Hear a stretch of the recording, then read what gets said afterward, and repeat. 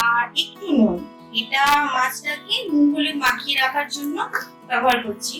তো এই নুন হলুদ মাখিয়ে মাছটাকে আমি 10 মিনিট মতো রেখে দেবো। আর এখন পাবদা মাছ অনেকে অনেক রকম ভাবে খায়, তো আজকে আমি পোস্ত দিয়ে তৈরি করার চেষ্টা করছি। মাছটা আমি ম্যারিনেট করে রাখছি এখন 10 মিনিট। আচ্ছা, এর জন্য গোটা উপকরণ হিসেবে যেগুলো আমার লাগছে তার মধ্যে প্রথমেই আমি রাখছি গোটা পাবদা, দুটো কাঁচা লঙ্কা, এটা গোটা পোস্তর সাথে বাটা হবে। আর রেখেছি একটা গোটা পেঁয়াজের হাফ গোটা রেখেছি, দেখতে পাচ্ছেন অর্ধেক করে কাটা আছে। আর অর্ধেকে পেঁয়াজ এইভাবে লম্বা করে একটু মিহি করে কাটা আছে। আর এখানে রাখছি একটু ইঞ্চি করে কাটা গোটা আদা, এটা বাটার জন্য। আর এই চামচটা দেখতে পাচ্ছেন, এই চামচে 1 চামচ মতো আমি রাখছি কালো জিরে। এই চামচটা আমি এই কারণে ইউজ করছি, অনেকে হয়তো বলবেন যে আমি কতটা কালো জিরে ব্যবহার করব, তার জন্য এই চামচটা আমি দেখাচ্ছি। আর এই চামচেরই 1 চামচ আমি রাখছি গোটা জিরে, এটা অবশ্যই মশলায় বাটার জন্য। আচ্ছা, এরপর রাখছি মানে মেইন উপকরণ যেটা মাছটা দিয়ে তৈরি হবে, সেটা হচ্ছে পোস্ত। কম বেশি সকলেরই ঘরে এরকম ধরনের চামচ আছে, তো এই চামচের 3 চামচ মতো পোস্ত আমি নিচ্ছি।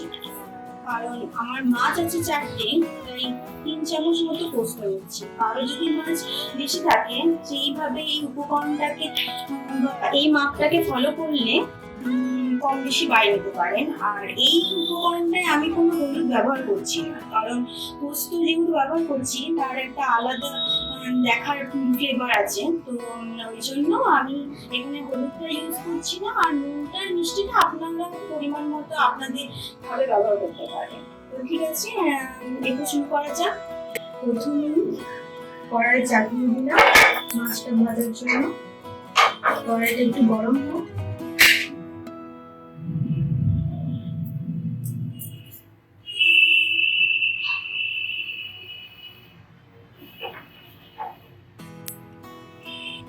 এবার 4টে মাছ ভাজার জন্য যেটুকু তেল প্রয়োজন আমি ততটুকু তেল দিচ্ছি। আর অবশ্যই মনে রাখবেন যে এই মাছটা খুবই নরম, তাই এটা খুব গরম হওয়ার পরেই মাছটা দিতে হবে তেলের মধ্যে। আর একটা কথা, যে মাছটা যদি ফ্রিজে থাকে তাহলে অবশ্যই এটা ভাজার আগে 1 ঘন্টা আগে বের করবেন, কারণ মাছ যদি ঠান্ডা থাকে তেলে দিলে অবশ্যই মাছটা নষ্ট হয়ে যাবে। তাই এটা একটু ফলো করবেন। তেল গরম হয়ে গেছে, আপনারা হয়তো দেখতে পাচ্ছেন না তেলে ধোঁয়া হচ্ছে। খুব হালকা করে মাছটা দেওয়ার সময় গ্যাসের ফ্লেমটা একটু সিম করে দেবেন। মাছটা এইভাবে ঢাকা দিয়ে গ্যাসের ফ্লেমটা হাই করে দেবেন।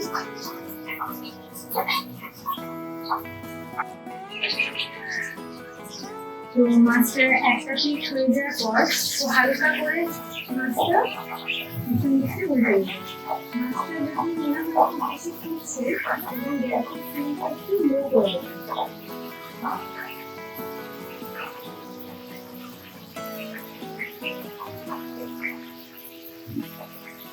তেলটা খুব বেশি ফুটছে, তাই সামান্য এটা একটু নুন দিয়ে দিলাম।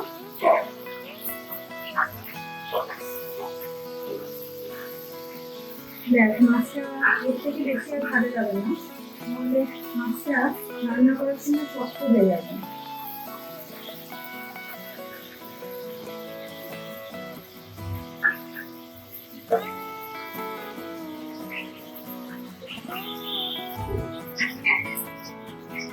পরের দুটো মাছ আমি সেইভাবে দিয়ে দিচ্ছি। গ্যাসটা অবশ্যই সিম করে দেবেন, নাহলে মাছটা খুব ফুটতে থাকবে। আমি তো প্রথমে বলেছিলাম পাবদা খুব নরম মাছ, তাই খুব সহজেই আপনারা এইভাবে মাছটা ভেজে প্লেটের মধ্যে তুলে রাখবেন। অবশ্যই খেয়াল রাখবেন না মাছটা বেশিক্ষণ ধরে ভাজা না হয়। আর মাছটা কড়াই থেকে নামানোর সময় খুব হালকাভাবে নামাবেন, কারণ দেখতে পাবেন যে মাছটা ভাজতে ভাজতে একটু একটু গলে যাবে।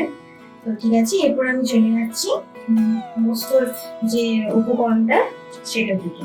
তো প্রথমেই মশলাটা তৈরি করার জন্য আমাকে প্রথমে ফোড়ন হিসাবে দিতে হচ্ছে 2টো শুকনো লঙ্কা। আমি পোস্তর সাথে আগেই দেখিয়েছি 2টো কাঁচা লঙ্কা বেটেছি, তো তার জন্য আমি একটা কাঁচা লঙ্কা ফোড়ন হিসাবে রাখছি। ঝালটা যদি আপনারা বেশি খেতে চান তাহলে অবশ্যই ঝাল দিতে পারেন। তারপরে দিচ্ছি কালো জিরে, এগুলো অবশ্যই ফোড়নের জন্য।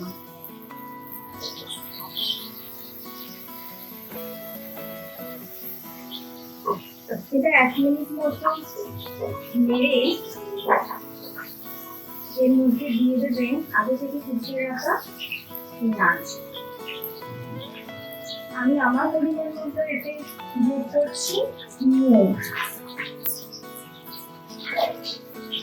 পেঁয়াজটা একটু লাল করে ভাজা করার পর আমি দিয়ে দিলাম বেটে রাখা আদা।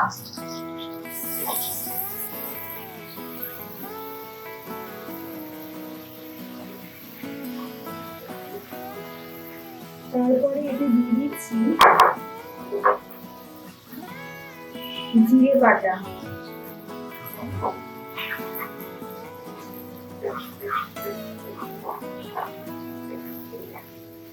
কিছুক্ষণ ধরে নাড়বেন। নাড়ার পর যখন একটা গন্ধ বেরিয়ে আসবে থেকে, তখন ওই যে অর্ধেক পেঁয়াজ আমি বাটার জন্য রেখেছিলাম ওই পেঁয়াজ বাটাটা দিয়ে দেবেন।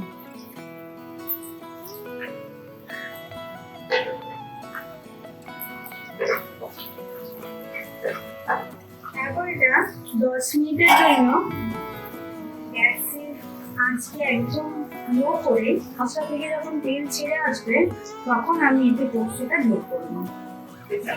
10 মিনিট ছেড়ে আসার পর আমি দেখলাম মশলা থেকে আমরা দেখতে পাচ্ছি তেলটা অনেকটাই বেরিয়ে এসছে। তো এরকম অবস্থাতে আমার বেটে রাখা পোস্তটা এর মধ্যে দিয়ে দেবো।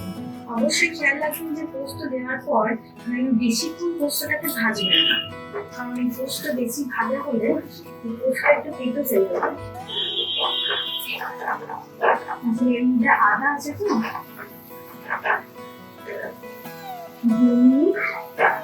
একটু নাড়িয়ে নিচ্ছি, কারণ যোগ করছি আমি পোস্তর জল। এটা আলাদাভাবে বেটে রাখা নয়, বাটার পর যেটুকু পোস্তর জল বেঁচেছে আমি সেটাই যোগ করছি।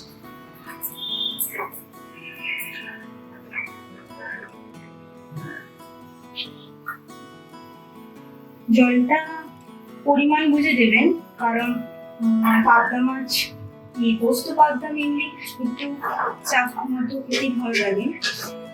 তো আমি বেশি পোস্তর জল যোগ করছি না, কারণ আমার মাছ 4টে আছে। এই সময় আপনি আপনার স্বাদ মতো নুন দেখে নিতে পারেন। এতে আমি একটু গোলমরিচের গুঁড়ো যোগ করছি, কারণ গোলমরিচের স্মেল আমার ভালো লাগে।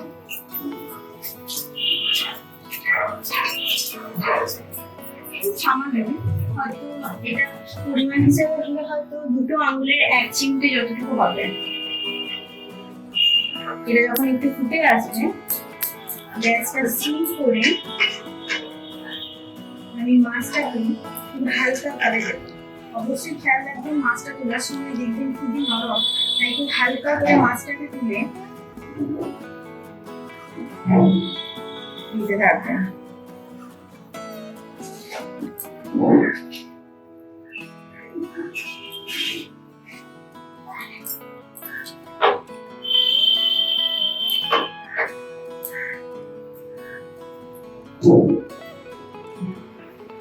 না যেভাবে আছে সেভাবে থাকতে দিন। এইভাবে গ্যাসটাকে একদম সিম করে 10 মিনিট রেখে দেবেন। যখন 10 মিনিট পর একটু গন্ধ উঠবে তখন আপনারা আবার স্বাদ মতো নুন এবং মিষ্টি রেখে দেবেন। ঢাকা দিয়ে 10 মিনিট এখন রেখে দিচ্ছি।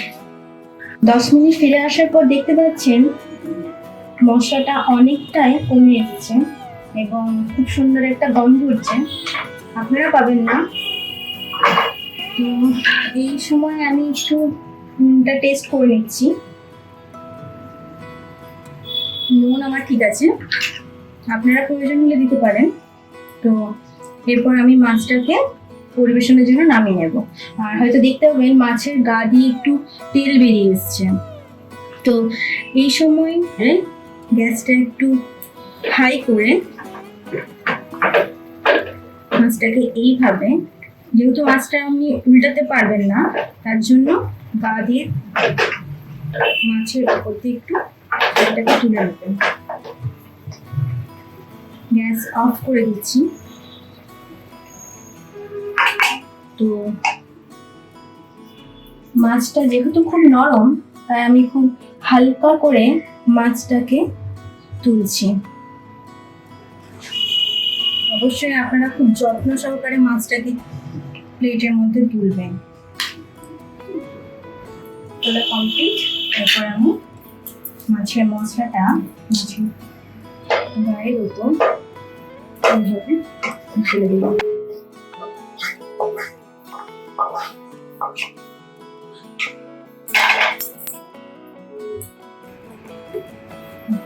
এর জন্য এরপর একটা কাঁচা লঙ্কা রাখলাম। তো দেখতে পাচ্ছেন আমার পোস্ত পাপড়া রেডি। তো রান্নাটা অবশ্যই বাড়িতে চেষ্টা করবেন করার। কেমন হয়েছে সেটা অবশ্যই আমাকে কমেন্টে জানাবেন, লাইক করবেন, বন্ধুদের সাথে শেয়ার করবেন আর আমার চ্যানেলকে সাবস্ক্রাইব করবেন।